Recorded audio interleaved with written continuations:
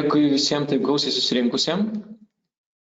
Norėjau padėkoti skyrus savo laiką šiandienos seminarui.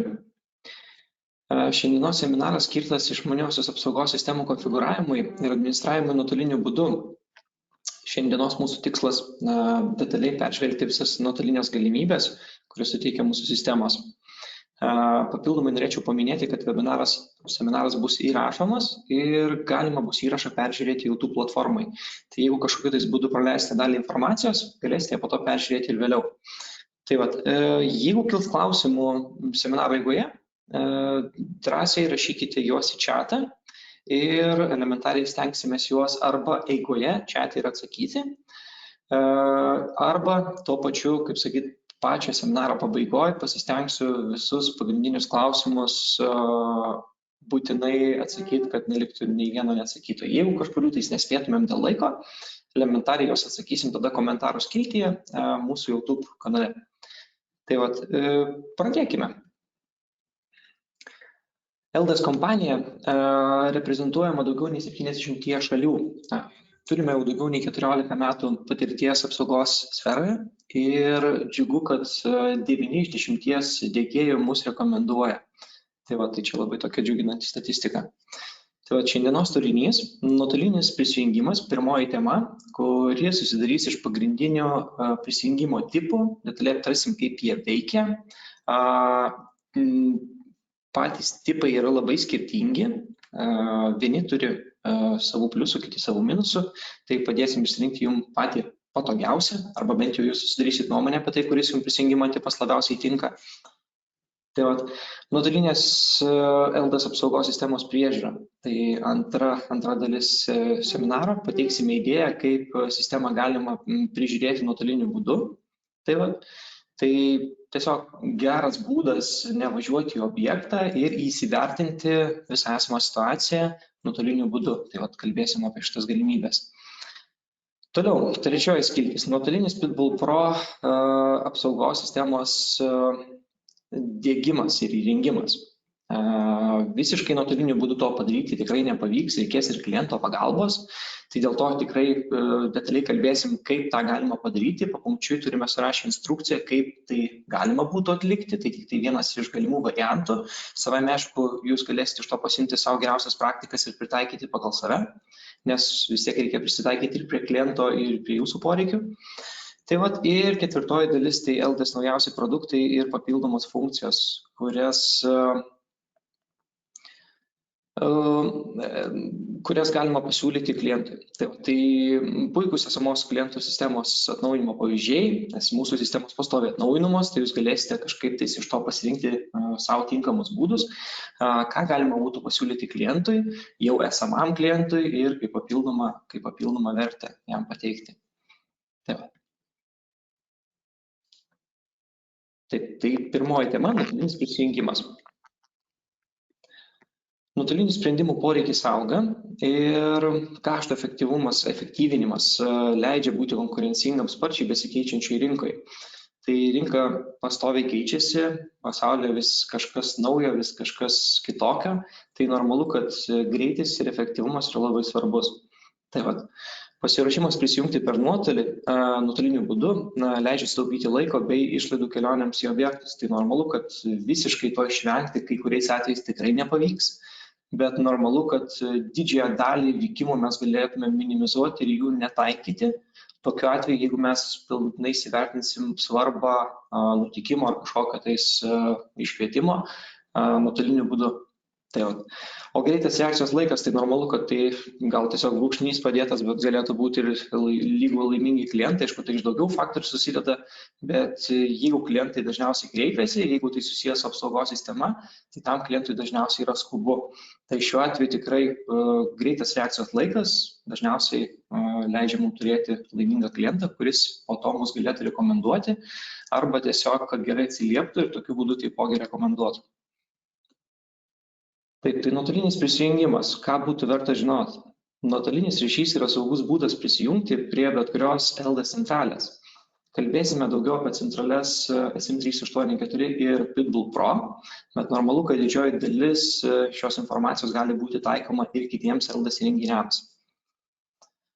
Nuotolinės sesijos metu įrenginių sritys neturėtų būti priduotos. Tai viena iš pagrindinių sąlygų, kodėl sistema turėtų būti nuimta nuo apsaugos, nes konfiguraciją galime keisti tik tai tokiu atveju, jeigu sistema yra nesaugoma tuo metu.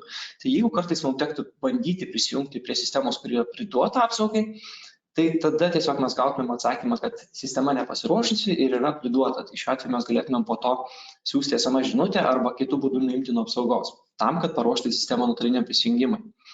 Tai va, telefono numeris bei SMS slaptažodis tai yra du unikalūs kodai ar unikalios identifikacinės priemonės, kaip mes galime prisijungti prie objekto. Tai mes turim žinoti telefono numerį, kad žinoti, kur siūsti SMS žinutę. Tai yra telefono numerį, kuris yra centralėje ir tai gali būti, aišku, du telefono numeriai, tai vienas iš dviejų esančių. Tai vat ir SMS slaptažodis, nes SMS slaptažodis naudojamas kiekvienoje komandoje, kurią siunčiame į centralę.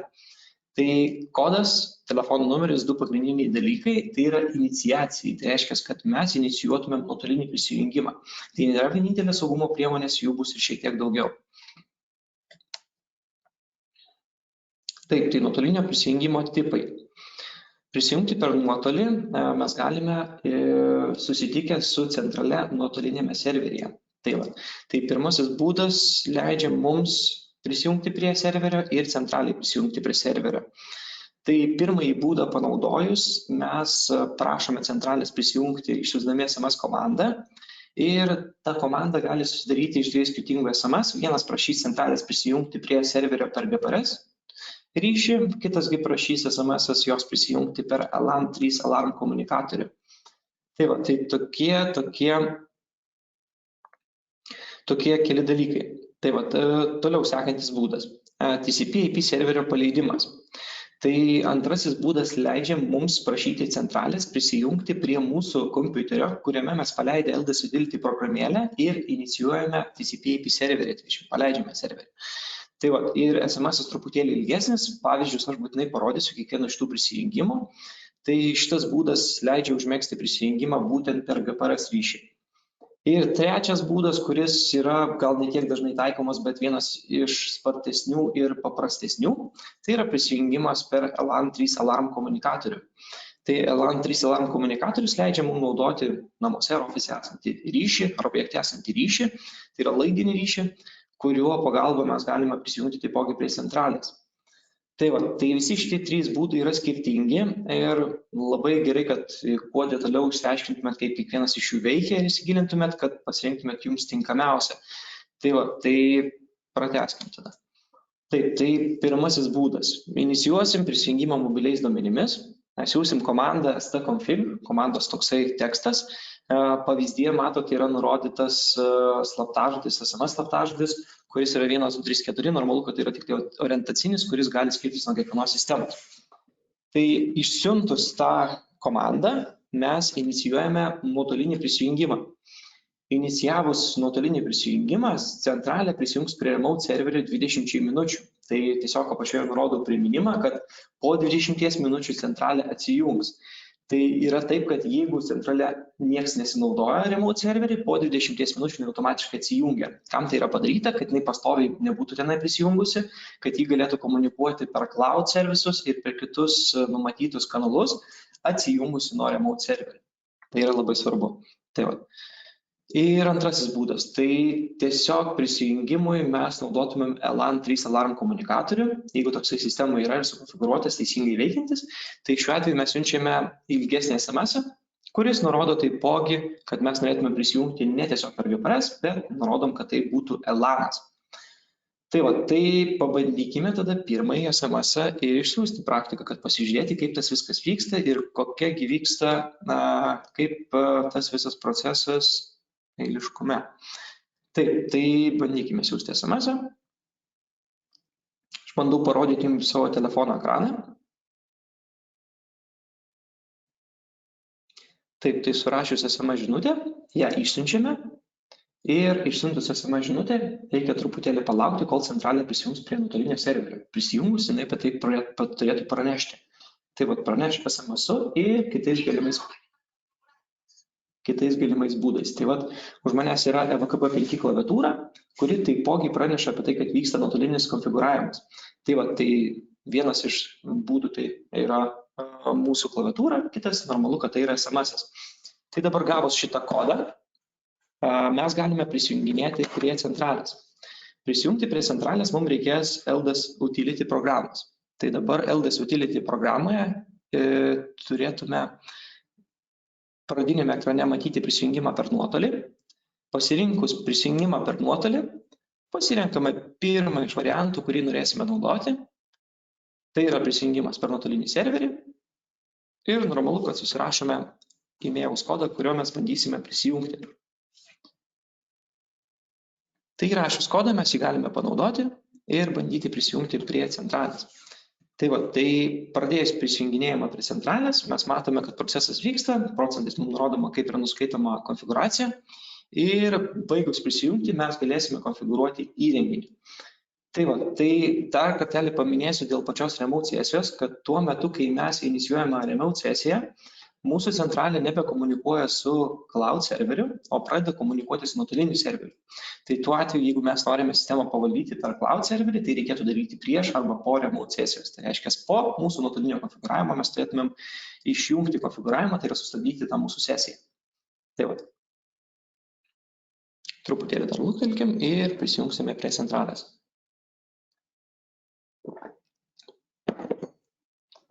Normalu, kad prisijungimo laikas priklauso nuo duomenų spartos. Šiuo atveju prisijunginėjau aš prie mūsų demo stendo centralės, kuri yra ganėtinai nepatogiai vietoje, ryšys toje vietoje dar yra nelabai kokybiškas. Tai esant nekokybiškam ryšiui, nelabai stabiliam ryšiui, tai mes turim tokį šiek tiek lėtesnį prisijungimą. Jeigu būtų šiek tiek geresnis, tai matytumėm šiek tiek greičiau vykstantį prisijungimą.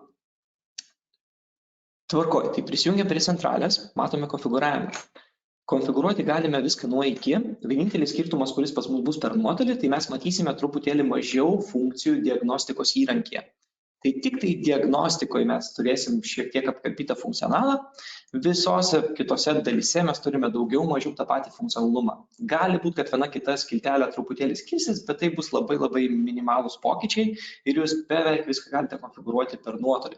Tai yra labai patogu ir elementariai mes tą galime atlikti. Tarkim, kad aš jau atlikau konfigūravimą, tokiu atveju aš turiu sustabdyti nuotolinį prisijungimą. Sustabdžius nuotolinį prisijungimą, atsijungsime nuo remote serverio, nuo nuotolinio serverio, atsijungia ir mūsų utility, kaip matot, SMS-as atkeliavo ir kad atsijungia centralė. Tai visa komunikacija vyksta tikrai labai greitai, jūs tikrai matot tos pakeitimus, kurie įvyko centraliai ir galite greit suprasti, kas įvyksta. Tai antrasis tipas analogiškai bus siunčiamas papildant SMS-ą, papildant SMS-ą su dvitaškiu ir ELAN. Tokiu atveju sistemoje būtinai turėtų būti ELANas, nes kitu atveju sistema neprisijungs prie remote serverio. Tai išsiuntus šitą SMS-ą mes inicijuosim prisijungimą jau ne per GPRS duomenis, o per ELAN. Tai čia reiškia jums pasirinkti, kaip jūs norite sistemos prašyti prisijungti. Jeigu jūsų sistema visiškai neturi SIM kortelės, pavyzdžiui, turi tik tai ELAną, tai normalu, kad antrasis būdas jums bus gerokai patogesnis.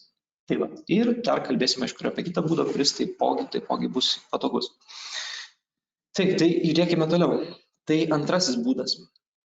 Antrasis būdas, tai jis mums leidžia pakurti patį serverį pas save per utility. Kaipgi tas atliekama? Tai mes TCP/IP serverį pakuriame per utility ir prisijungimui mes naudojame mobilius duomenis centralėje. Ir centralės mes turime paprašyti prisijungti prie konkretaus IP adreso, nurodydami toliau esantį prievadą po to adresu, kad pati centralė žinotų, kaip surasti mūsų utility, kuriame kompiuteris randasi vidinėme tinkle. Tai normalu, kad jeigu mes atliekame prisijungimą per išorę, o taip dažniausiai ir bus, nes tai naudojame GPRS duomenis, tai mūsų kompiuteriui turės būti perduotas prievadas, kuris, kaip pavyzdys, čia yra 5000. Tai šiuo prisijungimo atveju yra labai gerai, nes kaip pavyzdys įmonėse, kurios yra labai vertinamas saugumas, ten dažnai būna taip, kad naudojami griežtesni saugumo standartai vidinėme tinkle. Tai reiškia, iš vidinio tinklo ne viskas leidžiama į išorę ir atvirkščiai iš išorės į vidų. Tai šiuo atveju reikėtų iš anksto detaliai apsirašyti, ką mes leidžiame, kad leidžiame, tarkim, per tokį portą komunikuoti ir nurodom kurį įrenginį. Tai tokiu atveju mes tiesiog leistume tą prisijungimą ir nebūtų pažeidžiami saugumo standartai. Tai šitas būdas, aš manyčiau, bus populiariausias kompanijom, kurios turi apribojimus vidinėme tinkle. Plus tai tikrai naudinga tiem, kurie pastoviai prisijungia prie to pačio kompiuterio. Tai reiškia, tai visai yra patogu, siunčiate tą patį SMS skirtingom centralėm ir jos prisijungia prie jūsų tiesiogiai. Tai va. Trečiasis būdas tai prisijungimas per LAN 3 alarmą. Pirmame būde buvo du kaip ir skirtingi variantai, tai galima buvo per GPRS ir per LAN. Čia šitas būdas yra grinai per LAN. Tai reiškia, jums nereikės siūsti SMS-o, jūs galėsite tiesiai prisijungti prie LAN kaip prie tinklinio įrenginio. Tai kom tai yra gerai, nes tinkliniai įrenginiai, jeigu savame aišku, jie nėra išjungti, jie yra pasiekiami 24 valandas per dieną, 7 dienas per savaitę. Tai reiškia, pastoviai veikia ir reikia papildomų SMS siūsti, kad jūs inicijuotumėte tą prisijungimą. Tai įrenginys gali būti pasiekiamas tiek iš vidinio tinklo, tiek ir išorinio. Tai jeigu jūs planuojate prisijungimą iš išorinio tinklo, nepamirškit, kad reikia sukonfigūruoti prievadų nukreipimą. Tai turėtų būti tas port forwardingas vadinamas.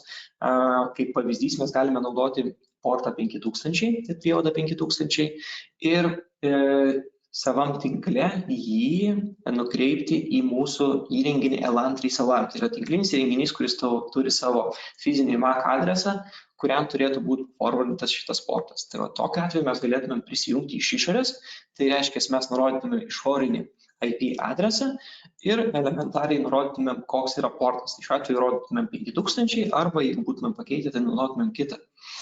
Dabar jeigu prisijungimas iš vidinio tinklo naudojamas, tai labai paprasta viskas. Tada nereikia konfigūruoti prievadų nukreipimo, mes galime jungtis tiesiai.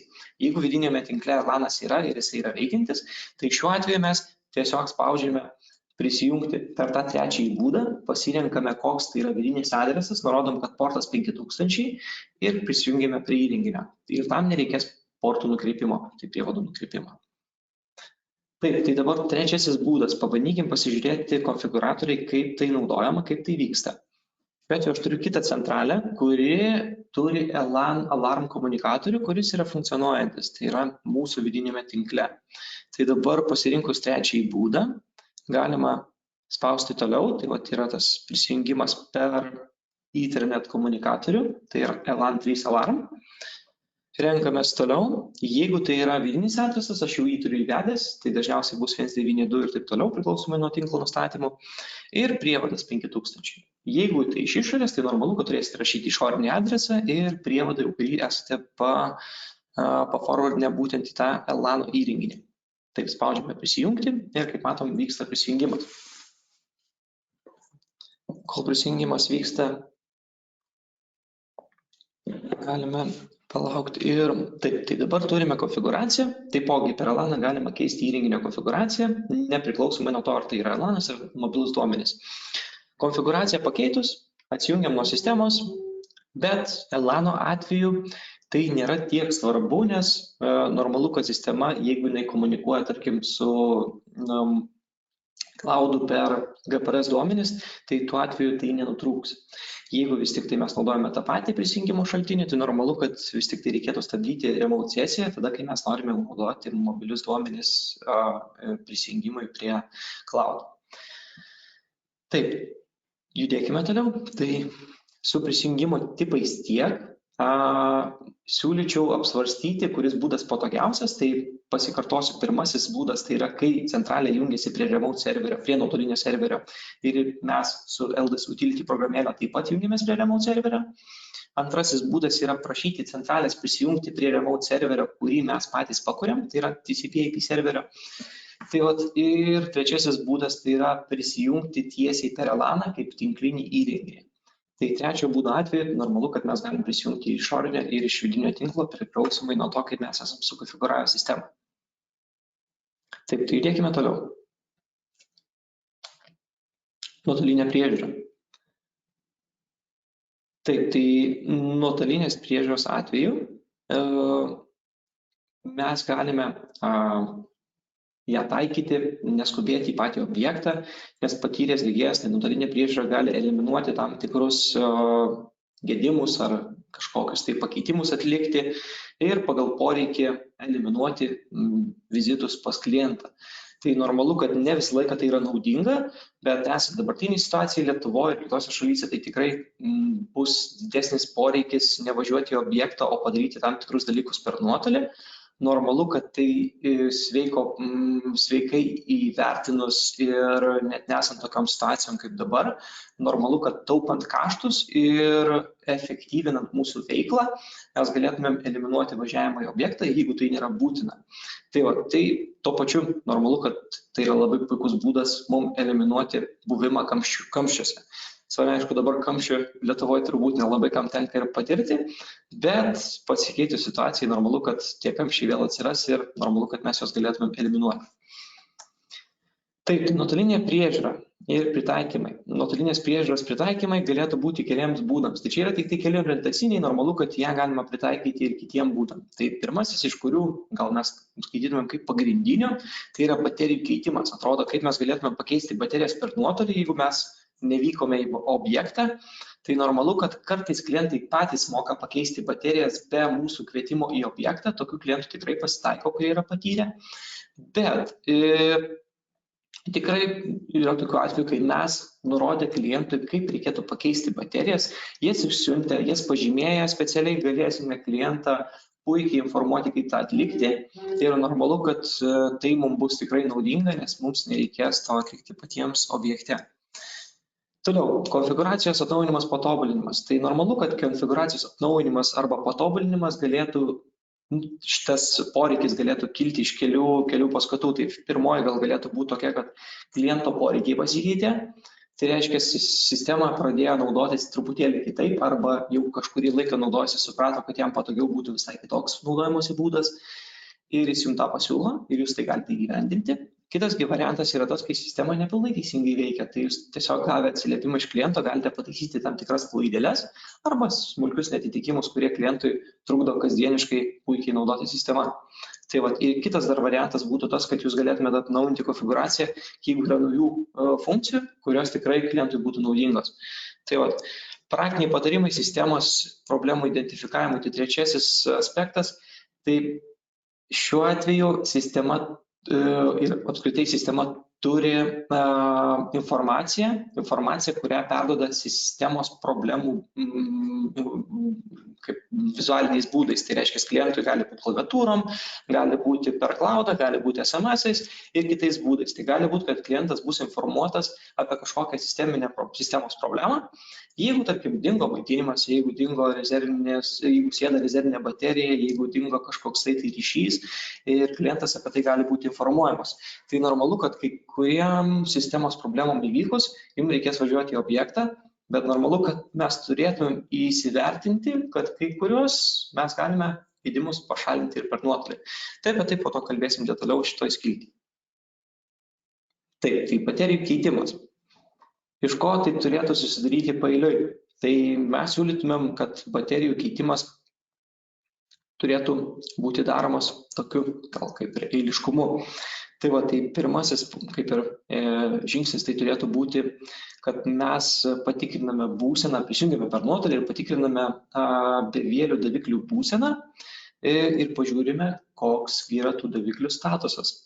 Tai dabar galime kaip tik tą atlikti, tai elementariai pabandome prisijungti prie mūsų vienos iš sistemų ir pasižiūrėti, koks yra statusas.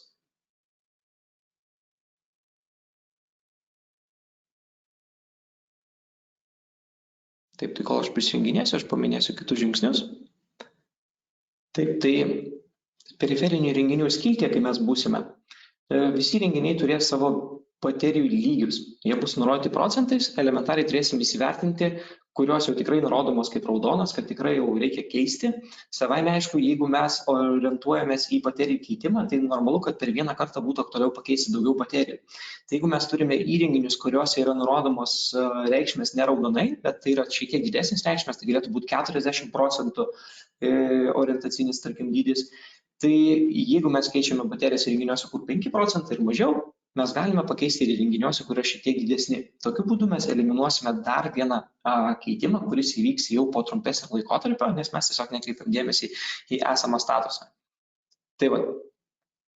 Tai turime kelis įrenginius prijungtus, matom, baterijų statusai yra nurodomi. Tai baterijų statusai matom vienam iš įrenginių 100%, kitame 88%, kitame 100%. Tiesiog neturiu tokio pavyzdžio, kuriame reikėtų keisti, čia mes matom 0%, vienintelis įrenginys, kuris yra nepridėtas, jame yra 0%. Tai va, šitame įrenginyje būtų logiška keisti baterijas, tai tikrai jau yra nurodoma, kad lygiai yra per maži. Tai va, tai įsivertinam pagal visus įrenginius, kurie sistemoje yra, kuriem keisime. Ir tada užsakom baterijas pagal tų įrenginių specifikaciją, kokių baterijų reikia kiekvienam įrenginiui. Užsakius baterijas,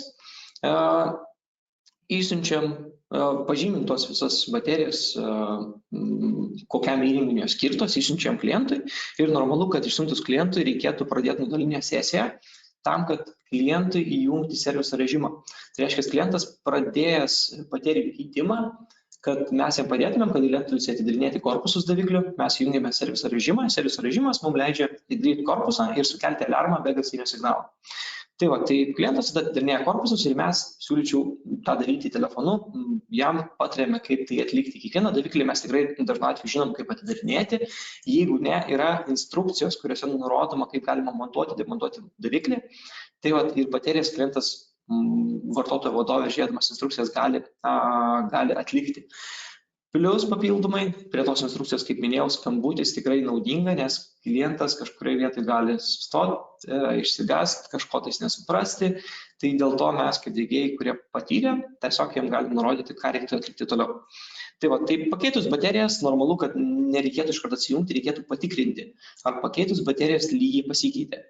Gal kaip tik kažkas pasikeitė į blogesnę pusę, gal kažkokios baterijos brokuotos ar baterijos netokios. Tai šiuo atveju būtinai patikriname lygius po pakeitimo.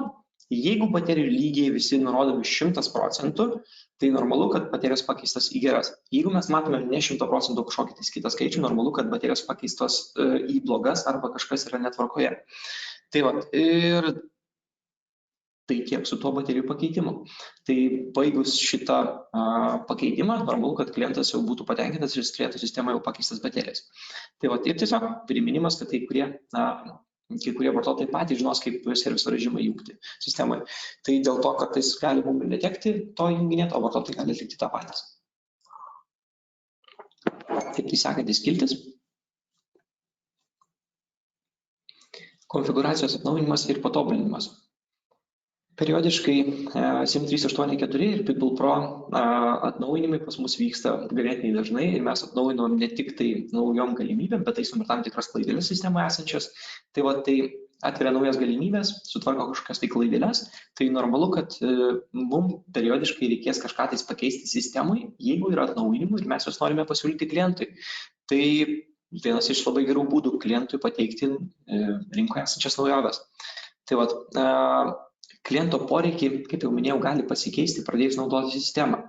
Tai jeigu jie pasikeitė, klientas dažniausiai pats kreipsis, kad sakys, man kažkas netaip veikia, man kažkas netinka, ar kažkaip tais norėtųsi kitaip, tai kažkokiu tais būdu jis pats komunikuos. Tai tada svarbu įsiklausyti, normaliai pasikalbėti su klientu, kad suprasti, kas jį vargina, kas konkrečiai galėtų būti pakeista ir kaip profesionalai mes tą turime atlikti, maksimaliai įvertinus visus kliento poreikius. Tai tiesiog detaliai apsikalbėkit su klientu, kad suprasti, ko jam šiuo atveju reikia ir kodėl jisai nepilnai gali išnaudoti sistemą arba ne visai jam patinka tas veikimas, kuris yra dabar. Tai va, ir kitas iš būdų tai yra galima pakeisti gali pasikeisti tas apsaugos sistemos savininkas, tai būna ne taip dažnai, bet tikrai pasitaiko. Tai būna, kad perperka butus, pasikeičia savininkai, perduoda jūsų kontaktą, jūs galite toliau bendrauti su nauju savininku. Kitas variantas, kai būtų nuomojami biurai, patalpos, tai yra jūs periodiškai aptarnaujate įrangą, kuri yra tose patalpose. Ar jūs ją nuomojate, ar jinai priklauso tų patalpų savininkui, tai jau priklausys nuo jūsų, bet normalu, kad tai bus susijęs su periodiniu aptarnavimu. Tai normalu, kad periodinį aptarnavimą atliekant, kuo mažiau jūs važinėsite į vietą ir kuo viskas bus labiau paruošta konfigūravimui per nuotolį, tai normalu, kad jūs tą galėsite atlikti efektyviausiai. Taip, tai praktiniai patarimai identifikavimui sistemos problemų. Tai normalu, kad sistema su kažkokiu tais laikotarpiu joje gali kažkas tai pasikeisti. Gali pasikeisti statusas. gali kažkas nutikti, ta prasme, gali kažkoks atsirasti sistemos gedimas. Tai dabar mūsų sistemos jos nurodo tiksliai tos gedimus, visas aprašas yra konfiguracijai, jūs galite pamatyti tą aprašą, kad būtų aiškiau, aš esu parodęs kaip vaizdelį, kad idealiausias atvejis yra, jeigu jūs neturite sistemų problemos skiltyje nei vienos problemos, tai yra normalu ir tai yra gerai, kai tokia sistema yra, bet kai kuriais atvejais mūsų sistemoje gali būti iki kelių sistemos problemų, kurios tikrai nereiškia, kad sistemoje yra kažkas blogai nutikę, tiesiog tai reiškia, kad tam tikros sistemos dalys nėra naudojamos. Tai reiškia, laidinė sirena turbūt vienas iš tų aspektų, kuris kartais nebūna prijungiamas ir normalu, kad laidinės sirenos klaida yra nurodoma, jeigu mes nemontuojame rezistorių. Tai mums jau pasirinkti, ar mes išjungsim klaidą, ar mes sumontuosim rezistorius ir klaidą apeisime jau fiziškai.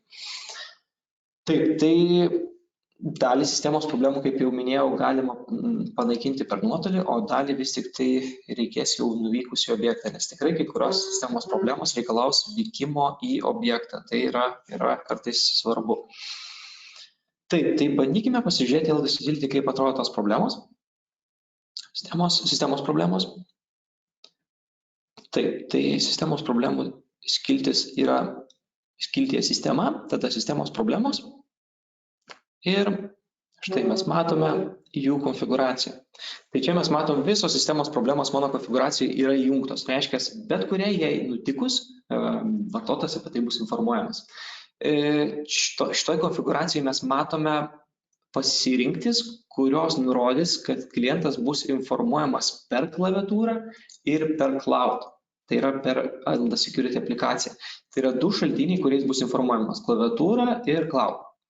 Dabar, jeigu mes norime, kad būtų informuojamas SMS-ais, tai kiekvienas vartotojas turi atskirus SMS pranešimus, kuriuose taipogi yra sisteminės problemos. Jas konfigūruojame atskirai, išjungiame tą pranešimą arba įjungiame tą pranešimą. Normalu, kad jeigu objektas yra saugomas ir apsaugotas apsaugos kompanijos, tai apsaugos kompanija gauna sistemos problemas atskirai savo konfigūracijai, kur yra stebėjimo pulto nustatymuose. Taip, tai dabar apie pačias problemas. Gedimai, kurių atveju tikrai nereikės turbūt vykti į objektą arba gali būti, kad neteks. Tai išorinio maitinimo sutrikimas. Tai jeigu turim išorinio maitinimo sutrikimą, tai normalu, tai gali būti trumpalaikis įvykis. Jeigu apie tai informuoja ir ESO, e-mailu arba kažkokiais tai kitokiais būdais, tai normalu, kad mums nereikėtų tikrai vykti į objektą, jie informuoja dažniausiai apie tai, kiek laiko gedimas truks ir priklausomai nuo akumuliatoriaus talpos mes galim numanyti, kad mums užteks akumuliatoriaus sistemos veikimui iki gedimas elektros tiekime bus pašalintas. Taip, tai senka rezervinė baterija. Jeigu šitas įvykis nutinka tada, kai nėra maitinimo, tai normalu, kad sistema jau artėja prie išsikrovimo ir gali būti, kad išsikraus. Tai tokiu atveju mes galime vykti į objektą, kad pakeisti rezervinę bateriją arba pažiūrėti, ką mes galime padaryti su elektros tiekimu. Kai kuriais atvejais, jeigu mes esame informuoti apie tai, kad bus atstatytas tiekimas, tai normalu, kad mums tikrai nereiks vykti į objektą ir mes sulauksime to tiekimo atstatymą. Toliau, aptiktas RF signalo slopintuvas. Tai yra ir toksai įvykis, tai yra sistemos problema. Jeigu mes tokį matome, tai praktikoje, kiek tekia pastebėti iš instaliacijų, su kuriamis kreipiasi pas mus, tai normalu, kad RF slopintuvai gali būti naudojami, bet dažniausiai tai yra trumpalaikiai, tai kiek tekia mums matyti, ne nutaikyti prieš apsaugos centrales, bet tiesiog dažnai radijo mėgėjų ar kažkokių tais kitokių asmenų panaudojami ir panaudojami labai trumpalaikiškai. Tai šiuo atveju, jeigu jūs gavote tokį pranešimą, tokią klaidą, jinai greitai bus pašalinta. Kai kuriais atvejais, jeigu objektas labai svarbus, mes galime iš karto vykti į objektą ir siųsti ekipažą, vis tik jeigu jis yra saugomas, taip reikėtų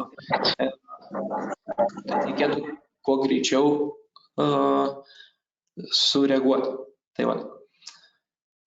Toliau, nenustatytas laikas ir data. Tai normalu, kad jeigu nepavyko jos nustatyti, mes turėsime tokią sistemos problemą. Tai mes tiesiog prisijungiam per nuotolį, nustatome laiką arba perkraunam sistemą ir sistema, jeigu gali nusistatyti laiką, jinai jį nusistatys. Tai tokie du variantai, arba prisijungiam per nuotolį, nustatom, arba perkraunam sistemą ir jinai startavusi visą laiką turi firmaliai rašyti algoritmą, kad jinai turi sinchronizuotis laiką ir tokiu atveju startuodama jinai tai atlieka, jeigu tai yra įmanoma iš operatoriaus pusės. Taip, kritinis SO lygis taipogi gali būti viena iš sisteminių problemų, kuriai įvykus mes nebūtinai turėsim vykti objektą, jeigu mes greitai gausime atsistatymą. Tai va. Ir senka belaidžio įrenginio baterija. Tai normalu, kad mes šitą įvykį turėtumėm reaguoti, bet šiam įvykiui įvykus mes turėtumėm reaguoti taip, kad mes galime inicijuoti remote sesiją su klientu, persiunčiamos jam yra baterijos ir klientas jas pakeičia. Tai normalu, kad tai didžiąją dalį to mes galėsim padaryti per nuotolį. Tai va. Ir kaip minėjau, kiekvienas iš šitų problemų yra konfigūruotinos. Tai jūs pasirenkat, kaip jums patogu sukonfigūruoti klientui, jūs nusprendžiat, kurias klaidas klientas matys. Tai va, jeigu sistemoje visiškai neaktualu yra laikas, tai jūs galite tiesiog tą problemą išjungti. Tai va, ir dar parodysiu pradiniai skiltyje, jūs matot sistemos problemų skiltis ir čia yra nurodomos visos aktualios problemos. Tai čia yra įrankis diegėjai ir diegėjas visą laiką šitoj skilti matys tas problemas, jeigu jos yra aktyvios, nepriklausomai nuo to, ar jos išjungtas ar įjungtas klientui.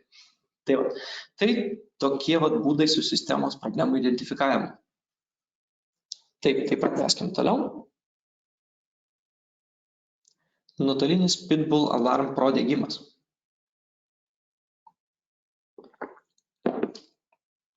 Normalu, kad priklausomai nuo kliento, kai kuriais atvejais tikrai bus sunku suorganizuoti nuotolinį diegimą, nes jame labai svarbi yra ir kliento rolė.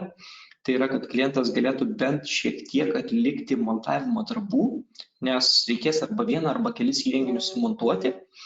Jeigu apsitarus su klientu mes nutarėme ir prieiname tos pačios minties, kad tai yra įmanoma ir klientas tą tikrai sugebės atlikti, tai mes tikrai galime taikyti ir siūlyti klientui tokį instaliavimo būdą. Įskaitant tai, kad kai kurie dabar taiko karantino sąlygas, aš manyčiau, kad klientai netgi patys bus patenkinti, kad jūs jiems pasiūlysite tokias sąlygas. Taip, tai truputėlis apie įrenginį Pitbull Alarm Pro, tai pritaikymo sritis. Pritaikyti mes jį galime labai plačiai. Tai galėtų būti būtai, kotedžai, biurai, kaip dideli, kaip ir mažesni, priklausomai nuo sričių kiekio. Tai galėtų būti parduotuvės, nuomojami apartamentai ir portabilių objektų apsauga. Tai yra, kadangi įrenginys tikrai nedidelis ir sunaudoja labai nedaug elektros energijos, tai dažnai jis yra naudojamas ne tik tai stabiliai, ne tik tai nekilnojamo turto objektuose, bet ir objektuose, kurie judantis. Tai galėtų būti žemės ūkio technika, tai galėtų būti kažkokie automobiliai ir bet koks kitas transportas, kuris yra judantis. Tai šiuo atveju, jeigu jie turi kažkokį akumuliatorių, galima būtų adaptuoti sistemą taip, kad užmaitinti Pitbull Pro ir galima būtų vykdyti objektą apsaugą, tai yra to portabilaus objekto.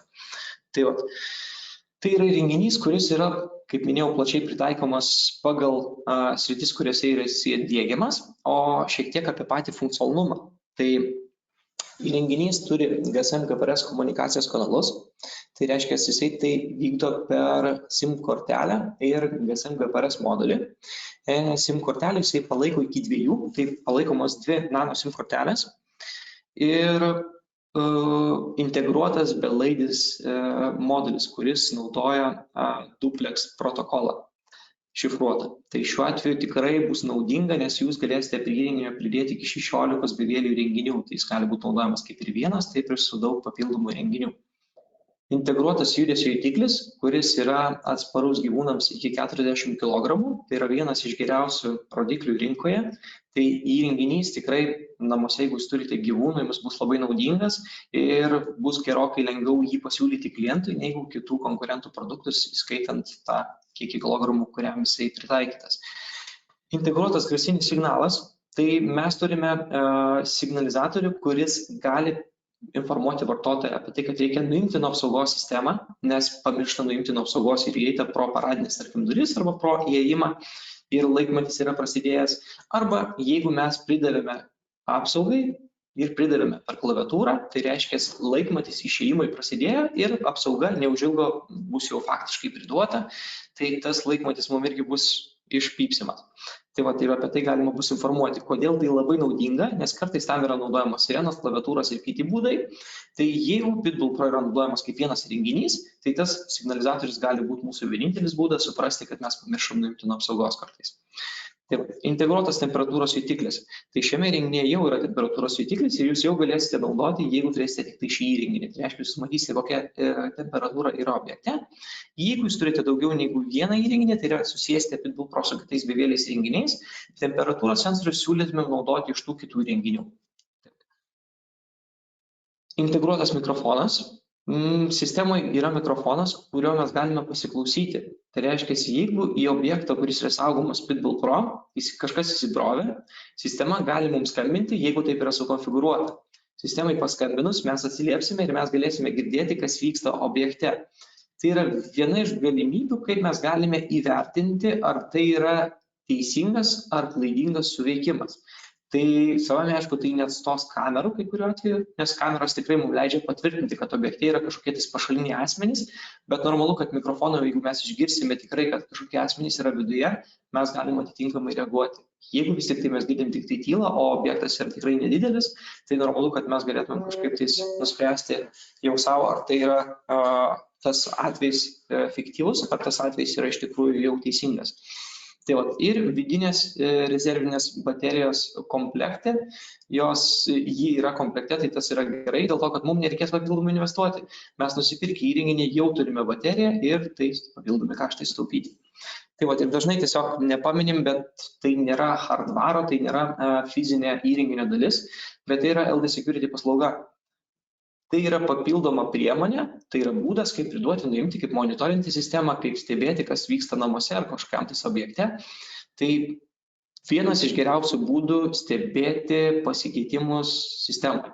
Tai dėl to tikrai skaitom, kad tai yra vienas iš didžiausių privalumų ir tikrai siūlome naudoti šitą aplikaciją, dėl to, kad tai patogiausias būdas priduoti, nuimti, stebėti, kas vyksta objekte. Taip, tai minėjau, kad įrenginys gali būti naudojamas kaip atskira apsaugos centralė. Tai Pitbull Pro gali būti naudojamas kaip vienas įrenginys be papildomų įrenginių, tai reiškia be jokių periferinių. Jeigu mes naudojame jį kaip vieną, tai sistema tiesiog turi PIR sensorių ir gali sukelti alarmą, jeigu yra priduota apsaugai. Dabar, jeigu mes įdėgėme tokį objektą, mes galime savame, aišku, pridėti papildomų įrenginių, bet jeigu tai yra klientas, kuris nėra diegėjas, tai jis taipogi gali naudoti šitą įrenginį, kaip pasidaryti pats įrenginį. Tai instrukcija greito paleidimo įrenginė yra, ją galima naudoti, bet normalu, kad ta instrukcija yra tik tai naudojant vieną įrenginį. Tai reiškia, jeigu jūs naudosite tik tai Pitbull Pro. Pitbull Pro kaip profesionali apsaugos sistema, susijęta su papildomais bevieliais įrenginiais, gali būti realizuota tik tai patyrusio arba jau žinančio LDS Utility diegėjo. Tai toliau tada ir pasižiūrėkime. Taip, tai Pitbull Pro yra daugiafunkcis įrenginys. Visas galimybės gali naudoti, kaip minėjau, montuotojas, nes jisai tik tai vienintelis gali žinoti, kaip konfigūruoti, kaip pritaikyti sistemą prie kliento poreikių. Ir kas naudinga, kad sistema gali susidaryti iš 16 belaidžių įrenginių. Tai labai iš tikrųjų gerai, nes mes galim labai lanksčiai išplėsti sistemą. Ir kuom bevėliai sprendimai šiuo atveju labai pranašus yra tuom, kad sistemą sumontavus, kliento poreikiai, kaip minėjau, gali pasikeisti, jam gali prireikti papildomų daviklių. Gali gaisro apsaugos prireikti, gali CO apsaugos prireikti, gali kažkokių dar daviklių prireikti, nuotėkio, vandens nuotėkio daviklio. Ir kai mes turime bevėlę sistemą, tam, kad mes sumontuotumėm naują daviklį papildomą, mums reikia to daviklio ir reikia jį susijęti su sistema. Ir montavimas yra labai paprastas. Jeigu tai būtų laidiniai davikliai, normalu, kad mums reikėtų objekte praleisti gerokai daugiau laiko, o šiuo atveju naują daviklį pridėti mes galime net ir nuotoliniu būdu, išsiuntus daviklį klientui, prisijungus prie sistemos ir susijus daviklį tuo atveju, kai klientas yra objekte ir pats įjungia daviklį. Taip, tai papildomai mes sistemą galime paruošti pagal kliento poreikius, čia jau kalbėjome, ir galim sistemą papildyti išmaniaisiais elektros kištukais, tai yra išmaniosiamis rozetėmis, gal teisingiau, ir kitais namų valdymo galimybėm, kurios gali būti realizuojamos kaip per išmaniasias rozetės ir kaip per EDPLV2 zonų išplėtimo modulį, kuris belaidį zonų išplėtimo modulį, kuris gali ir gali naudoti, tai yra turi 2 PGM šeimus.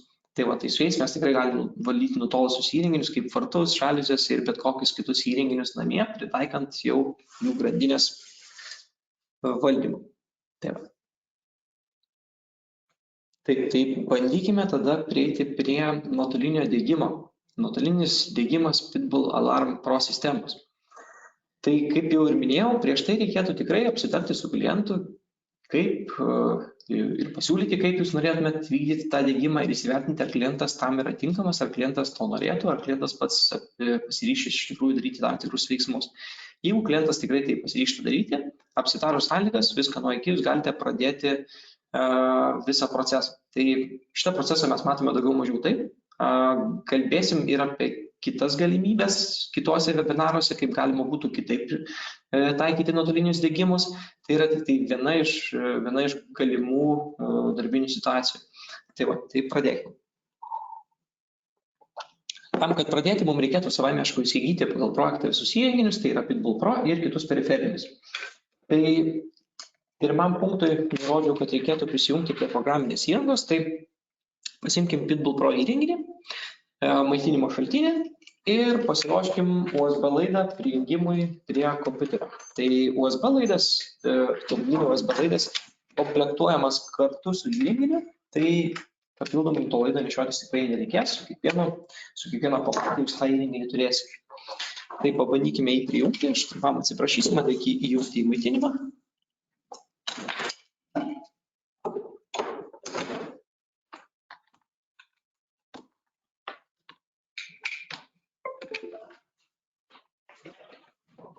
Taip, įrenginys įjungiamas ir prisijungiame prie LDS Utility programėlės. Taip, buvome prisijungę per nuotolį. Sustabdykime nuotolinį prisijungimą. Sustatėme nuotolinį prisijungimą ir prisijunginėjame per laidą prie Pitbull Pro įrenginio. Taip, tai prisijungiam. Taip, tai įrenginys paruoštas. Dabar pagal projektą, kaip mes esame susitarę su vartotoju, geriausiai, jeigu mes turime aišku planą, pačio objekto galėtumėm jau būti prisitaikę prie tos instaliacijos, paruošiam vartotojų skiltį. Pirmoji dalis, kuri tikrai svarbiausia, tai su vartotojų sutarus, kiek tų vartotojų bus, parenkam tuos vartotojus, susirašom, pirmasis vartotojas, kaip matot, nurodžiau, kad tai bus testinis vartotojas, savame, aišku, jūs kliento vardą ar kažkokius tai kitus inicialus nurodysit, suvesit telefono numerį, klaviatūros kodas taipogi bus ir papildomai sukursite dar kažkokį tais kiekį vartotojų, kiek jau jūs būsite sutarę. Sukūrus tos vartotojus, apsaugosit sistemą SMS kodų, kurį aš dabar esu pakeitęs kažkokiu tais būdu, jūs pakeisit jums reikalingą ir montuotojo kodą, jeigu jūs pakeisite iš 1470 į bet kurį kitą, jūs apsaugosit sistemą nuo prieimo iš išorės kitų asmenų. Tai reiškia, konfiguraciją jūs apsaugosite nuo kitų asmenų, jinai priklausys jau jums. Ir kiekvieną kartą prisijungiant reikės DVR kodą. Toliau tada. Tarkim, su vartotojų skiltim mes konfiguraciją baigiam. Kliento vartotojai sukonfigūruoti, keliaujame toliau. Mums reikėtų susijęti belaidžius įrenginius. Tai aš tiesiog pasistengsiu parodyti ir mūsų planelį, kad jums būtų aiškiau. Taip, tai susijęsim belaidžius įrenginius su Pitbull Pro. Tai sekantis etapas, imame belaidžius įrenginius, pirmasis belaidis įrenginys, EVP3. Jeigu belaidėje įrenginyje, jeigu normalu yra naujas, tai jame bus tarpikliai, pašaliname tarpiklius ir keliaujame į periferinių įrenginių skiltį. Periferinių įrenginių skiltyje matysime štai įrenginys EVP3. Bandom pridėti įrenginį.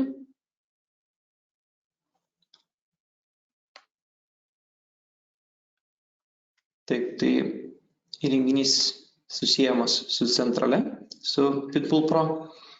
Ir nelaukiant, kol įrenginį susiesime, mes galime ruoštis kitą įrenginį. Tai šiuo atveju aš bandysiu susijęti EVD3 įrenginį. Tai šio įrenginio susijimui normalu, kad irgi reikės pašalinti tarpiklį.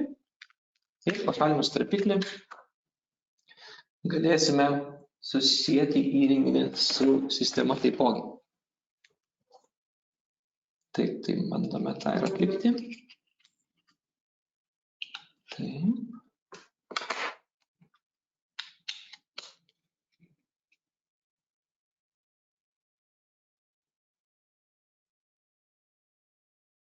Taip, tai ruošiamas įrenginys EVD3. Turime įrenginį. Taipogi galime paruošti jį susijimai. Spaudžiame irgi susijęti ir laukiame, kol įrenginiai bus susijęti. Kol įrenginį susijęs, sekantis punktas pas mus galėtų būti taip. Priskirkite zonų pavadinimus pagal projektą. Tai pasirinkus, apsirašius, mes galime kiekvienam iš įrenginių priskirti tokius zonų pavadinimus, kurie bus mums aktualūs. Tai susirašome pavadinimus ir tada aktualiausia, kad tie pavadinimai sutaptų su informacija, kurią mes užklijuosime ant įrenginių.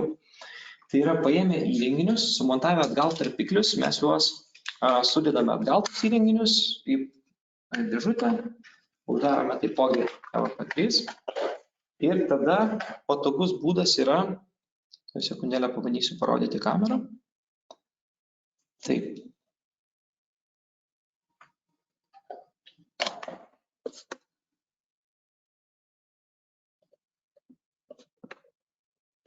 Taip, tai kaip pavyzdys turime du daviklius, tai yra EVP3, EVD3, jie yra dėžutėse, mes juos matėme gyvai ištrauktus iš dėžučių. Kaip pavyzdys, aš turiu tiesiog įrenginius, kurie yra pakuotėse. Tai dabar įrenginius, kurie pas mus jau yra pakuotėse, mes galime pažymėti. Tai juos susijęs, priskyrus zonų pavadinimus, mes galime susirašyti, tarkim, svetainės langas. Tai šiuo atveju tai yra daviklis, kuris yra tinkamas langui, mes užklijuojam ant daviklio informaciją ir elementariai daviklį sumontuojam, padedam atgal dėžutę. Supakavus atgal dėžutę mes galėsime užsiųsti klientui, bet kad klientui būtų patogiau, mes galime dar užrašyti ant dėžutės arba užklijuoti taipogi lipduką. Kadangi dažniausiai pakuotės jau po montavimo išmetamos, tai mes galim užrašyti ant pakuotės, kas tai bus, užrašom ir klientas jau yra ant pakuotės ir ant įrenginio matys, ką jam reikėtų su to įrenginiu daryti, kur jam reikėtų sumontuoti. Dabar, kaip ir minėjau, vartotojo vadovas kiekviename įrenginyje nurodo, kaip reikėtų montuoti įrenginį ir patogu, kad įrenginiam pakuotėse mes turime montavimo visus reikmenis. Tai yra, jeigu prisukame, tai yra varžteliai, jeigu mes jų neprisuknėjame, tai galime naudoti dvipusę lipnią juostą. Tai dvipusę lipnią juostą mes dažniausiai turbūt ir naudosim, tik siūlysim naudoti klientam, kad jie galėtų atlikti diegimą kuo paprasčiau. Tai reiškia sumontuoti daviklį ir nesivarginti su skylių gręžiojimu, nes tokius dalykus dažniausiai turėtų atlikinėti montuotojas. Tai o vartotojai žymiai patogiau tai daryti su dvipusė juosta. Tai užkliavus lipduką, jau vieną pakuotę mes turim paruošę. Klijuojame antrą pakuotę, galime taipogi irgi pasiruošti. Taip, tai antrą pakuotę galim irgi pasiruošti. Taip, tai antroji pakuotė mes turėsim EVP3. EVP3, kaip mes irgi paruošėm. EVP3, kaip minėjau, irgi paruošiamas yra užklijuojant lipdukus. Tai mes turim, tarkim, pasiruošę svetainės PIR, tai galėtų būti atitikmuo zonas, kurią mes užsivadinsime šito įrenginio konfiguracijai. Tai užsirašom, paruošiam įrenginį ir įdedam įrenginį atgal. Tai priklausomai nuo montavimo pozicijos bus naudojamas kronšteinas arba ne. Tai klientui, kaip minėjau, dar kartelį pasikartosiu, vis tik tai reikėtų įrenginį užrašyti ir ant pakuotės, kad tikrai būtų aišku, kas per įrenginys ir kur jisai turėtų būti sumontuotas. Tai žiūrėkime toliau. Tai po lipdukų mums yra sekantis žingsnis, tai yra taip. Po lipdukų sekantis žingsnis būtų susiejimas su Cloud paskyra. Taip, tai bandykime žiūrėti konfiguraciją, susijęme su Cloud paskyra. Taip, tai kaip vykdomas susiejimas. Pasirinkus Cloud Services skiltį, mes galime įjungti šitą paslaugą. Tik įjungus šitą paslaugą mes pradėsime naudoti mobilius duomenis, jeigu SIM kortelė yra objekte. Tai įjungiam paslaugą, bet dažniausiai pasitaikanti klaida yra ta, kad mes tiesiog neįrašom nustatymų.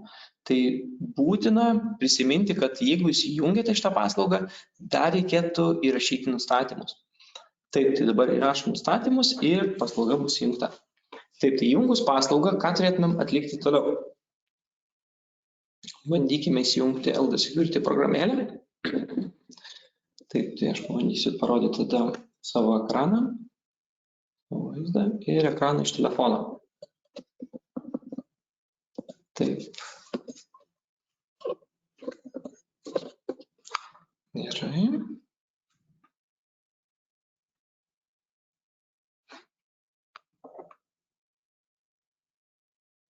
Taip, tai aplikacijai sukursime paskyrą ir vartotojui reikia paruošti perdavimą centralės. Tai galime centralę prisidėti prie savo paskyros, tą atliekame tokiu būdu. Pasirašome centralės pavadinimą.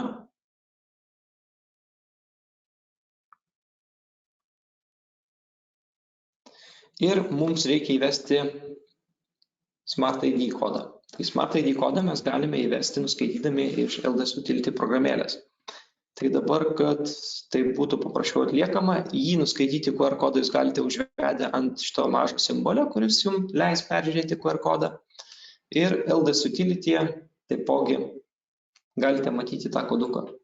Tai bandom nusiskaityti tą kodą, nusiskaitėm, spaudžiam pridėti ir elementariai pas mus vyksta pridėjimo procesas. Tai dabar, kadangi jau tą koduką, kuris laikas matė ir kiti, tai gali būti, kad centralė bus jau pridėta ir kitam objekte, bet mūsų tikslas šiandien ne tiek žiūrėti, kaip vyksta pridėjimo procesas, o tiesiog parodyti, kaip tą atlikti. Tai atlikus tą pridėjimą, normalu, kad mes matysime naują objektą, kurį mes galėsime valdyti. Kaip klientui perduoti tą objektą? Pridavus jau pilnai prie cloud sistemos objektą, galime jį migruoti. Migruoti mes galėsim jį į kitą paskyrą, kurią turėtų susikurti klientas. Ir susikurti jis ją turėtų savo e-mailų ir tokia atveju jisai master vartotojas ir mes jam galime jau persiųsti į centralę. Tai čia yra tiesiog kaip paruošimo darbai, kad mes galėtumėm perduoti ją toliau klientui. Tai ir toliau tada. Išbandykite Pitbull Pro su belaidžiais įrenginiais. Tai šitame žingsnėje mums svarbu patikrinti veikimą. Susijęme visus įrenginius su konfigūravimo sistema, turime pavadinimus, turime zonų tipus parinkę, paskyrėm atributus, kokių vertėtų ar reikėtų naudoti klientui ir atrodo jau sistema paruošta. Bet prieš siunčiant normalu, kad pabandykim ją priduoti prie apsaugos ir normaliai patikrinti kiekvieną zoną, ar jį veikia, kaip jį veikia, ar sukelia alarmą, ar tikrai mes sulaukiam to rezultato, kurio tikėjomės. Tik tai tada siunčiame klientui. Taip, tai dabar paruošimas įrenginio transportavimui. Kaip jį paruošti transportavimui? Baterijos. Svarbiausias aspektas yra gamyklinės pakuotės, sumontuojama gal gamyklinės pakuotės, ištraukia baterijas arba sumontuojame tuos pačius baterijų tarpiklius, kurie gamykliškai buvo mums atsiųsti. Tai tokiu atveju bus tikrai saugu siųsti įrenginius. Svarbiausia, supakuokite taip, kad būtų šiek tiek paminkštinimų, kad įrenginiai transportavimo metu tikrai nenukentėtų. Taip, tai prietaisai turi būti gabenami, kaip jau minėjau, be baterijų arba su tarpikliais ir kol klientas diegia įrenginį, būtinai turite prisijungti per nuotolį. Tai reiškia, kad jie to diena, kai klientas jau turi įrenginį ir kai jau jūs sutarėt, kad jisai įdiegs tą dieną, jūs turėtumėt susitarti sesiją, tai yra susiskambinti su klientu, apsitarti, kada jis pradeda, apsikalbėti šiek tiek detaliai, ką jisai turėtų atlikinėti, papunkčiui jam papasakoti, kad reikės sumontuoti patį Pitbull Pro, po to reikės sumontuoti ir kitus įrenginius. Toliau, svarbiausia prisijungti per nuotolį prie kliento centralės. Kai jūs tą galite padaryti, tada, kai klientas jau yra sumontavęs SIM kortelę į įrenginį. Tai reiškia, reikia prašyti, kad klientas nuo SIM kortelės nuimtų slaptažodį, įdėtų SIM kortelę į Pitbull Pro įrenginį ir pasakytų jums telefono numerį to įrenginio. Taip, tai tada jungiasi jisai tą įrenginį, leisiu jums prisijungti. Prisijungėte, galite konfigūruoti. Toliau, kai jau galite konfigūruoti, jūs turite įjungti serviso režimą, kad vartotojas galėtų pradėti montuoti tuos kitus daviklius. Kaip jis montuos tuos kitus daviklius, dažniausiai jis galės pažiūrėti vartotojo vadovę, arba jūs jam detaliai galite papasakoti. Kitas variantas, kadangi normalu mes vis tiek jau turime didžiąją dalį tų platformų kaip Viberis, Facebookas ir taip toliau, ir dažniausiai visi jom ir naudojasi, tai jūs galite netgi telefono skambutį pasidaryti su klientu, kad parodyti jam praktikoje, kaip vieną ar kitą daviklį jūs turite atidaryti, kaip jų korpusai atsidaro, ką reikėtų toliau padaryti, kokius tarpiklius ištraukti, ar tą daviklį montuoti su kronšteinu ar be, ar ant dvipusės juostos ar kitaip. Tai tuos dalykus jūs tikrai turite apsitarti ir jų vartotojai papasakoti. Tai Ir analogiškai, kadangi sistema jau buvo patikrinta ir pas jūs, tai normalu, kad tą patikrinimą būtų gerai padaryti ir pas vartotoją. Kai vartotojas jau sumontavo, kadangi jūs nežinot, kaip tas vyko, tai paprašykit, kad tiesiog parodytų, pafilmuotų ir tuo pačiu elementariai jūs patestuosit sistemą. Tai toksai naudingas būdas būtų diegimui. Bet normalu, kad tam reikia tikrai nemažai įgūdžių bendravimo ir pardavimo klientams. Tai čia svarbiausia būti pozityviai nusiteikusiam ir tuo pačiu, kaip sakyti, lankščiam. Tai bandykime judėti toliau. Šiek tiek dalykų, kurios gal kartais praleidžiame ar būtų verta žinoti, tai jau buvau minėjęs, bet vartotojo vadovas dažniausiai būna ta informacija, kuri tiesiog išmetama iš tų daviklių, bet kiekvienoj iš pakuočių, kurias jūs matėt, yra vartotojo vadovas, kuriame tikrai yra montavimo instrukcija. Tai jūs galite matyti ne tik tai aukščius, kur sumontuoti, ne tik tai kampus, kaip sumontuoti, bet tiksliai kaip tas atliekama. Tai tas tikrai yra naudinga. Toliau, jei instaliacijos plotas viršija 150 kvadratų, tai yra kalbant tik apie Pitbull Pro. Mes rekomenduojam, kad reikėtų vis tik tai patikrinti bevėlio daviklio lygį, ant kiek yra stabilus tas ryšys, ar tai yra 100%, ar tai yra 50 ar daugiau. Nes jeigu yra mažesnės instaliacijos, tai labai retai atvejus turėsite kažkokių problemų su bevėliu ryšiu. Jeigu tai yra 500 ir daugiau kvadratų, normalu, kad tikrai reikėtų iš anksto pasižiūrėti planą, patikrinti, surasti geriausią montavimo vietą Pitbull Pro ir tik tada jau sumontuoti patį įrenginį. Suprojektuoti patį įrenginį, gal nesumontuoti, nes montavimas jau vyks gerokai vėliau. Ir dėl lipnios dvipusės juostos, tai klientams siūlyti naudoti ją, bet prieš montuojant lipnę juostą, svarbiausia klientui būtų paminėti tai, kad paviršiai turėtų būti nuriebalinami. Tai yra kaip ir mūsų įrenginiai, taip ir paviršius, prie kurio klijuojama. Nes įrenginiai gali būti su pirštais tiesiog pačiupinėjami ir elementariai jau turės pasidengimą tam tikrą riebalinių sluoksnių nedidelio, kuris vis tik tai dvipusiai lipniai juostai turi blogos labai įtakos. Tai papildomos funkcijos nuotoliniu būdu. Kągi galime pasiūlyti klientui nuotoliniu būdu? Tai keli punktai, kuriuos mes skaitome kaip svarbesniais. Tai vienas iš jų tai būtų EKB2 greiti valdymo veiksmai. Ne per seniausia, iš beveik paskutiniųjų atnaujinimų mes turime naują funkcionalumą, kuris leidžia EKB2 valdyti greitais paspaudimais, tai yra 2 sekundžių paspaudimai mygtuku, paspaudžiat, bet prieš tai turi būti priskyrę kažkokį veiksmą. Tai parodysiu LDS Utility programą, kaip tai daroma. Toliau, kaip pakeisti tvarkaraštį, įjungti, išjungti apsaugą nakties režimu. Dažniausiai naudojama automatizacija yra įjungimas nakties režimo ir išjungimas. Apie tai kalbėsim irgi. Kaip pradėti naudotis LDS Security programa, tai truputėlį jau apie tai kalbėjom. Tai normalu, kad jūs susijęte su savo paskyrą ir toliau perdodate įrenginį vartotojui migruodami. Vartotojas priima tą įrenginį ir elementariai jis jau gali naudotis. Vienintelė, kad vartotojui kartais gali iškilti klausimas, kokį kodą reikia vesti aplikacijai. Tai jeigu aplikacija vartotojo klausia, įveskite PIN kodą ar vartotojo kodą prisijungiant, tai normalu, kad vartotojas turėtų vesti savo klaviatūros kodą, kuris kaip tik ir pagal kurį sistema kaip tik ir supranta, kad tas vartotojas yra būtent tas vartotojas. Toliau, nuotolinis namų automatikos nustatymas objektuose, kur anksčiau buvo atlikta pirminė namų automatikos konfiguracija. Normalu, kad jeigu mes tikrai jau kaip ir atlikome kažkiek tų automatizacijų ir tikrai turime nemažai objektų, kuriuose veikiančios sistemos, tai normalu, kad kai kuriuos pakeitimus nuotoliniu būdu mes galim atlikti. Mums tikrai nereikia kiekvienu atveju važiuoti į objektą. Atrodo automatizacija, tai būtinai reiks vykti į objektą. Nebūtina. Kai kurie pagal tvarkaraštį, pagal kažkokį kitą įvykį, įvykstantis automatiniai įvykiai, jie gali būti sukonfigūruojami per nuotolį ir taipogi jie gali būti patikrinami per nuotolį. Apie tai irgi kalbėsim. Taip, tai kalbant apie tos punktus, judėkime į konfigūracijos įrankį. Tai kad matytumėm, kaip tas atliekama. Taip, tai tam mums reikės prisijungti prie SM384 sistemos. Tai kad imituotumėm tai, kad mes konfigūruojame per nuotolį, tai prisijungime per nuotolį. Taip, prisijungimas nuotoliniu būdu.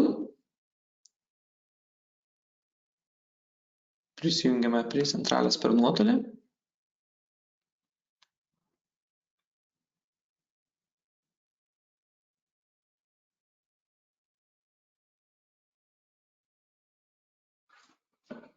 Taip, laukime, kol įvyks prisijungimas ir kai skaitys nustatymus, galėsime jau konfigūruoti.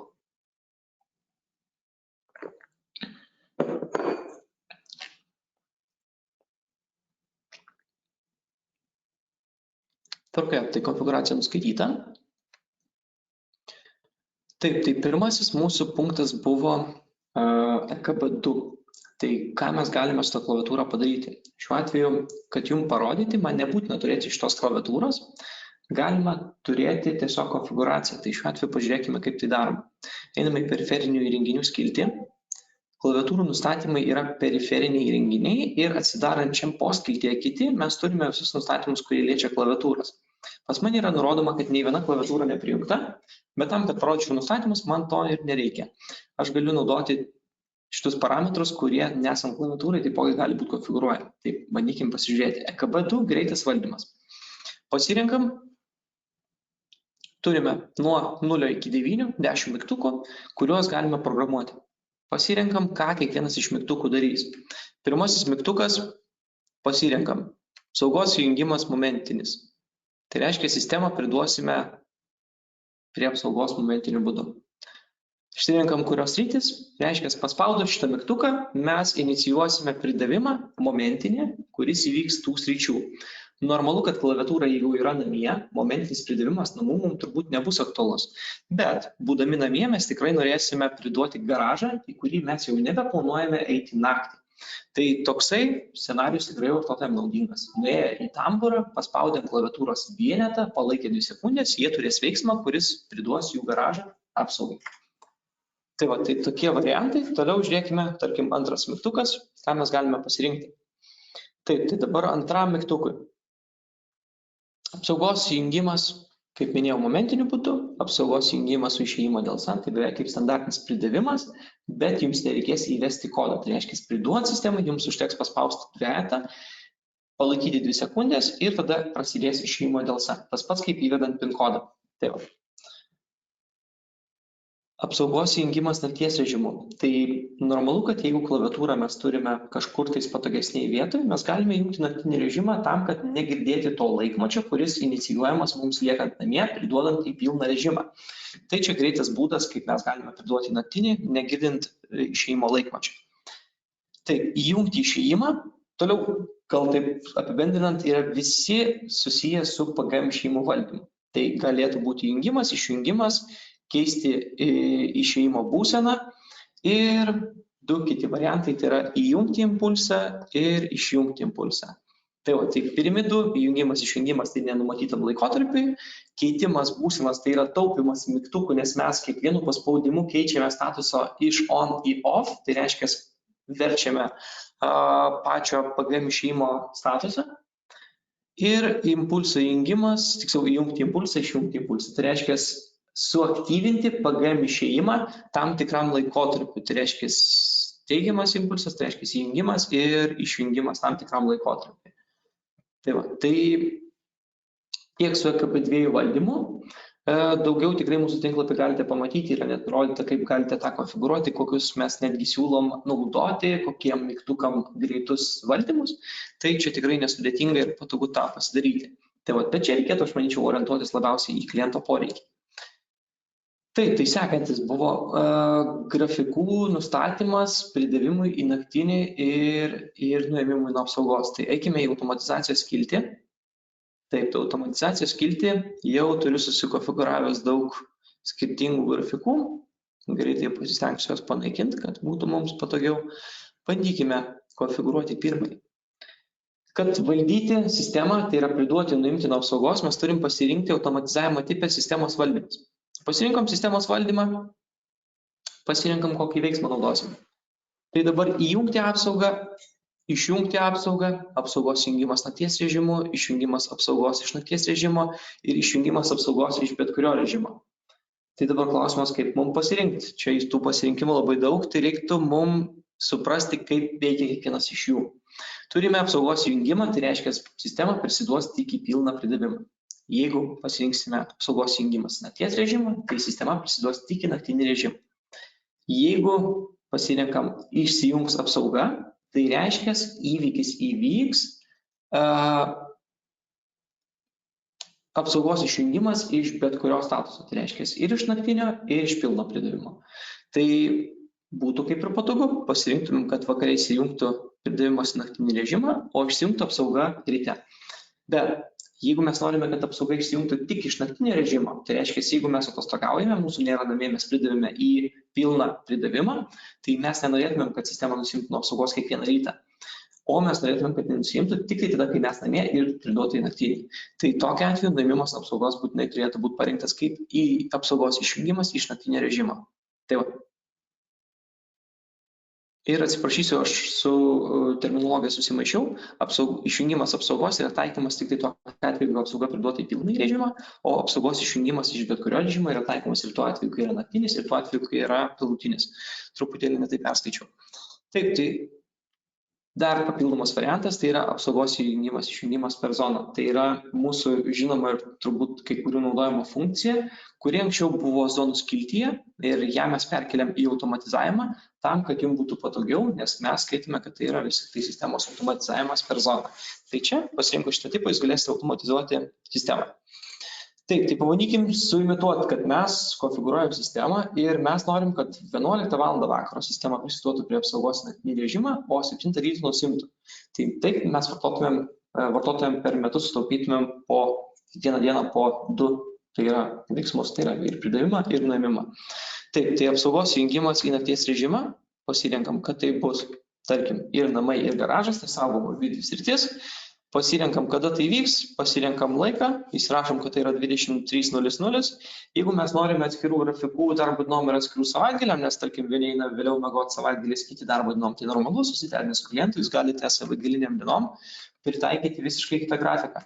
Tai vat, arba, jeigu slengantis grafikas pas klientus, pritaikyti ir tokį būdą. Tai va, tai pirmą sąlygą įsaugau, einame į antrą sąlygą. Taip, konfigūravimas. Taipogi sistemos valdymas ir renkamės išjungti apsaugą iš bet kurio režimo ar iš naktinio. Šiuo atveju norėčiau iš naktinio, kad tikrai tik iš naktinio nuimti. Garažas ir namų sritis ir renkamės valandas. Nusimatom, kad į 7 ryto galėtų būti, aišku, kitos, bet čia pataikysim klientų. Tai va, į 7 ryto atsijungs apsauga iš naktinio režimo, jeigu tai buvo, ir jeigu buvo pilnutiniam, tai neišsijungs.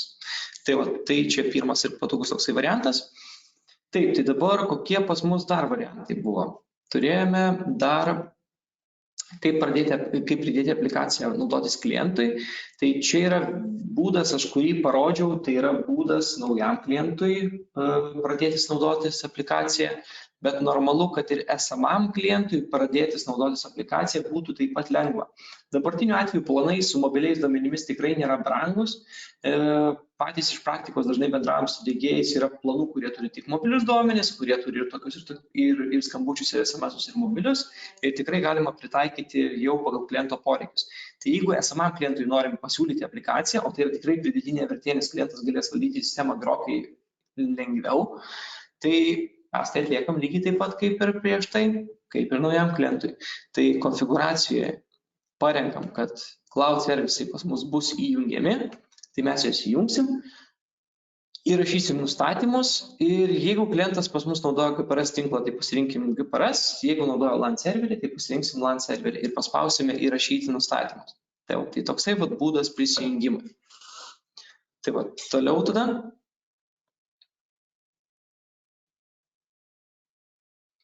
Nuotolinis namų automatikos, taip, rodysiu ir slaidus, nuotolinis namų automatikos nustatymo objektuose keitimas, kur anksčiau, tarkim, jau buvo įdiegta. Tai prisijungus prie objekto mes galime pakeisti konfigūraciją automatikai.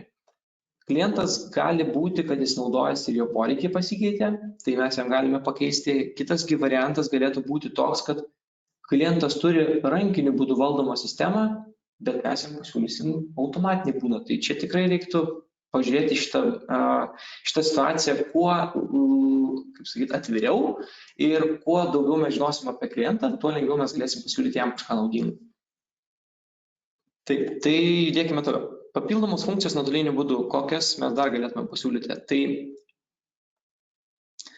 rankinių valdomų prietaisų jungimas, išjungimas pagal laiką. Tai mes dabar tik ką buvom sudarę sąlygas sistemos pridavimui, nuėmimui pagal grafiką.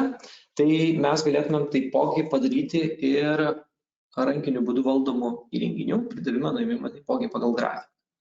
Tai jeigu mes turime šviesas, jeigu mes turime žaliuzes, jeigu mes turime garažą ar dar kažką tais, mes galime numatyti tų įrenginių įsijungimą, išsijungimą tam tikrų metų. Pabandykim sukonfigūruoti. Taip, tai LDC Utility programėlę įsijungėme. Automatizavimo skiltyje kūrėme sąlygą, imituokim, kad klientas jau turi sąlygą, kurioje yra impulsų valdomi vartai. Tai tiesiog klientas pasivaldo vartus, bet jam reikia ne tik tai rankiniu būdu, bet jam reikia ir automatiniu. Tai mes čia galime numatyti, kad tai vyks pagal tvarkaraštį ir numatyti, kada tai vyks. Grįžtant iš namų, pavyzdžiui, ar grįžtant iš darbo, klientas gali tą padaryti. Tai va, taipogi mes išėjimą galime pavaldyti nuo apsaugos išjungimo ar įjungimo. Tai normalu, klientas atvykstantis į vietą, jis galėtų atsidaryti garažą ar atsidaryti žaliuzes, tuo atveju, jeigu jis atvykinėja į objektą. Tai mes galime automatizuoti pagal kliento poreikius, bet tam, kaip ir minėjau, reikia labai įsivertinti, ko klientas norėtų arba ką klientas turi. Taip, tai leidimai valdyti įrenginius, kurie turėtų būti valdomi automatiškai. Tai truputuką grįžtam prie skaidrių. Taip, tai punktas leidimai valdyti įrenginius, kurie turėtų būti valdomi automatiškai, pašalinimas. Įsivaizduokit, klientai turi šildymo valdymą. Šildymas valdomas automatiškai nuo temperatūrų, mes pasirinkam, kokios temperatūros tai bus ir periodiškai klientas sako, kažkas pas mane nutinka. O pasirodo, pas jį yra sūnus, dukra ar tiesiog vaikas, kuris mėgsta pažaisti su programėlė ir jis kartais įjungia arba išjungia šildymą. Tai kad tai neįvyktų, mes galime apriboti PGM išėjimų valdymą aplikacijai ir klaviatūrai. Kaip tą padaryti? Išėjimų skiltyje užeiname prie išėjimo nustatymo ir matom, yra išėjimo valdymas klaviatūromis ir clouds pagalba. Tai išjungiame ir normalu, kad jau šviesų, tarkim, arba vandens šiuo atveju mes galime neleisti valdyti visiems vartotojams.